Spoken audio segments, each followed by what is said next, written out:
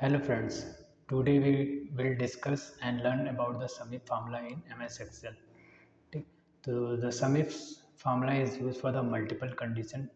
The syntax was used is Sumif, sum range, criteria range 1 and criteria 1, comma and so on. ठीक? Here some are example, that is the product, sales, region and month. Now we wish to calculate apples, that is the product, and region wise, that is the north. So here we are applying Sumifs formula is equal to sum ifs, then sum range is which value you want to add, or which value you are looking for. The criteria range, one criteria range, that is the product range.